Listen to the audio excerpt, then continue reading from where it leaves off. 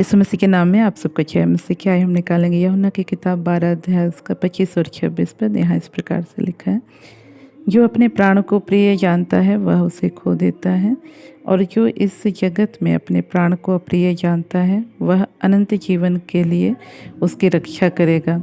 यदि कोई मेरी सेवा करे तो मेरे पीछे हो ले, और जहाँ मैं हूँ वहाँ मेरा सेवक भी होगा।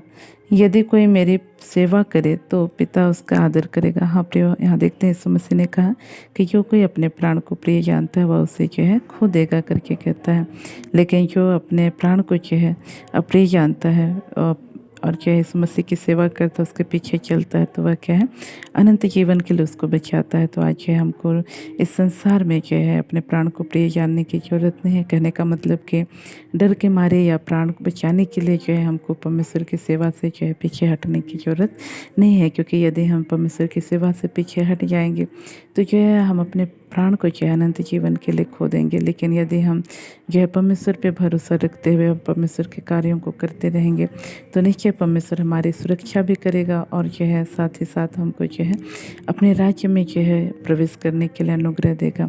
हम देखते हैं किस प्रकार से जो यीशु मसीह के चेले थे, वे जो है यीशु मसीह के नाम के कारण दुख उठाने को जो है अपने लिए एक सौभाग्य की बात समझते थे। वे आनंदित होते थे कि हम जो है यीशु मसीह के लिए जो है कम से कम इन जो है दुखों को हम उठा रहे हैं करके। तो कहने का मतलब कि आज यदि हमारे जीवन में यीशु मसीह के नाम के कारण दुख आ रहे हैं तो आज हमको चिंता या डरने या घबराने की ज़रूरत नहीं है, लेकिन जो है हमको क्या करना है, आनंदित होना है। जैसे यीशु मसीह ने भी कहा कि यदि कोई जो है तुम्हें मेरे नाम के कारण जो है सताते हैं, तब जो है आनंदित होना है। तुमको बुरा भला कहें, तुमको जो है तुम्हारा नाम बुरा जान करके काट दे, तब जो है आनंदित होना, क्योंकि तुम्हारे लिए स्वर्ग में जो है बड़ा फल है। तो आज है प्रिय, हमारे लिए स्वर्ग में बड़ा प्रतिफल रखा हुआ है, इसलिए आज हमको डरने या घबराने की ज़रूरत नहीं है। जब तक परमेश्वर नहीं चाहेगा तब तक हम इस संसार से जाएंगे नहीं, और जब तक उसने हमारे लिए संसार में सेवा का कार्य रखा है तब तक वह हमको इस जगह पे क्या है बनाए भी रखेगा। हम देखते हैं यीशु मसीह पे जो है यहूदियों ने प्रयास किया कि बार बार हाथ डाले, लेकिन जो है हम देखते हैं वे जो है असफल रहे, उन्होंने उसको छूने नहीं पाए जब तक कि उसका समय नहीं आया। तो इन वचनों के द्वारा परमेश्वर हम सबको आशीषित करें। हम अपने आंखों को बंद करेंगे, छोटा सा प्रार्थना करेंगे। प्रेस लॉर्ड प्रभु जी, आपके नाम की स्तुति, आपके नाम की प्रशंसा करते हैं। अब तक आपने हमारे जीवन को संभाला, उसको धन्यवाद करते हैं।